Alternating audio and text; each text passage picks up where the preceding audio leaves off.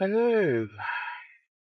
So I'm currently heading down the M4 on my way to South Wales, and the reason for this trip is I'm going to a small ex-mining village named Coed Ely.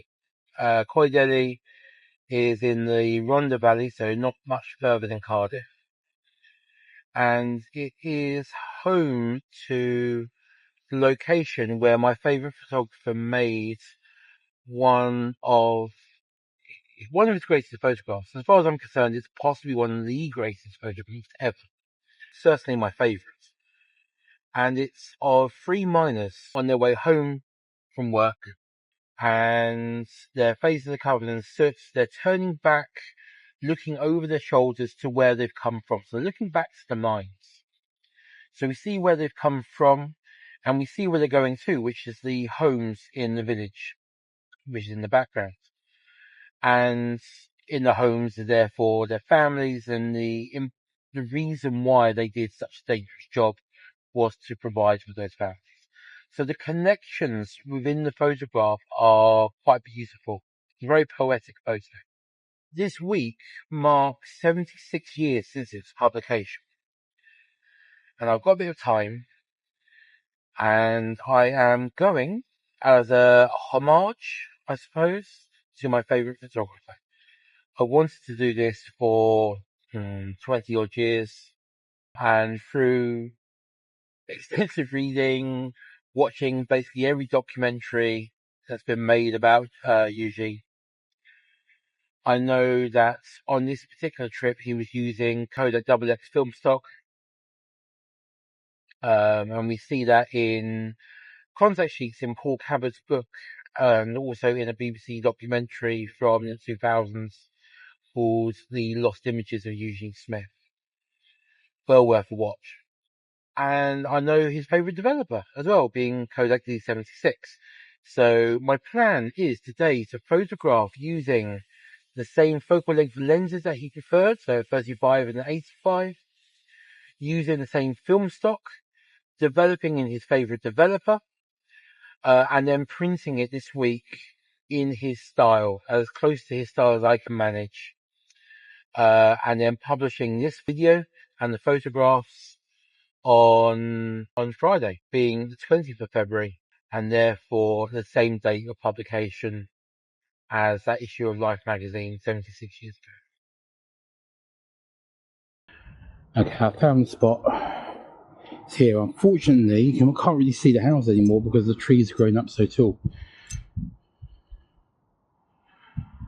But it was about here, so you can just see the houses through there, the shape of the hill line. But yeah, last time I saw a photo of this bit, these trees were much shorter, but that was about 20 years ago.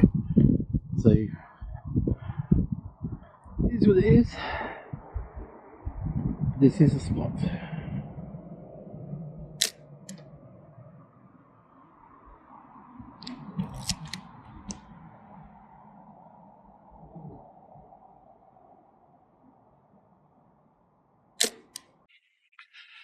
Okay, so down at Coed Ely, I found the spots where Eugene did his photo.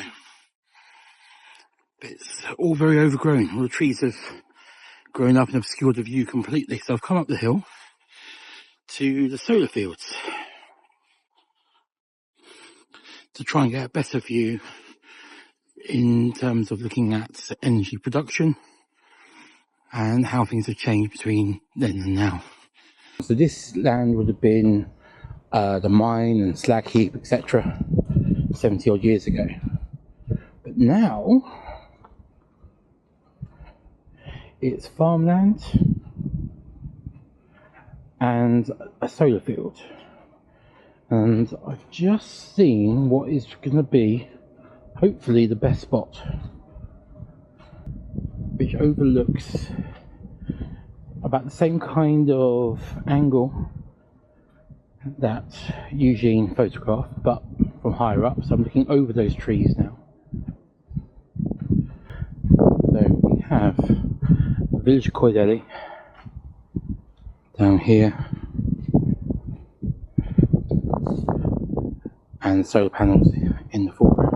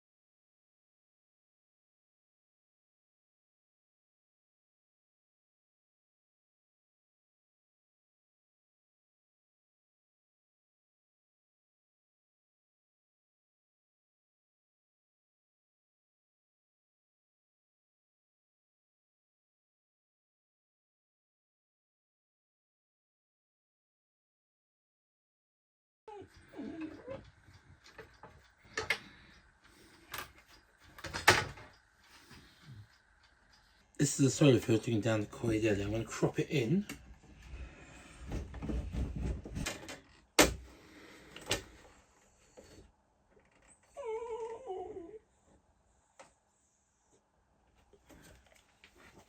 Eugene had a affinity for whiskey, particularly when he was printing. So, if I'm going to print like Gene, I should print like Gene.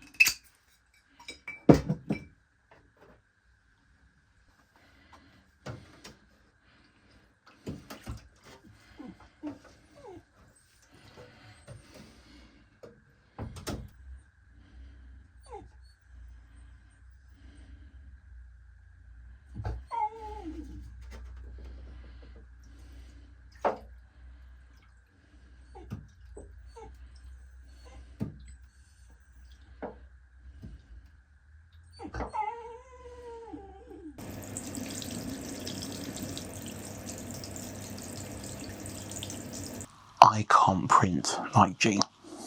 I can't do it. I've tried, and his way of working with shadows is just something I just can't get myself doing. I print like me. So if we go past the contact sheets,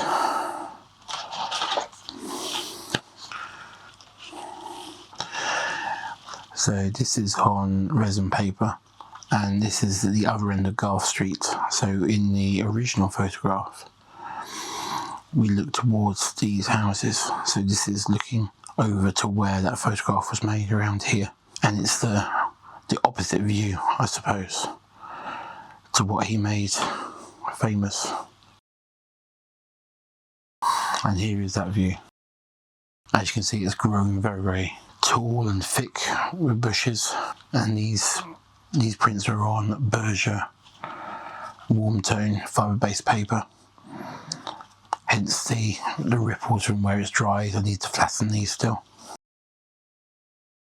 If I was to print like Eugene Smith, I would make these a lot darker, and then I would be bleaching back areas to make them stand out more. So perhaps solar panels, raising the contrast by bleaching the highlights. I know how to do it, I have done it, but to purposely print darker for it is something I just don't do. And this is one that could potentially do that with. So this is the farmer who looks after the land with the solar panels. His name's Rob, and he was actually telling me off for straying off the footpath onto private land, which I didn't realise I had done. But we had a little chat, explained what I was doing. He agreed for a portrait. So here I could potentially bring this side of his face through with some potassium ferrocyanide, but I tend to prefer doing that with dodging and burning more than with bleach. If you enjoyed this video, don't forget to subscribe and be sure to tune in for the late hour Darkroom live streams last Thursday of the month. Bye for now.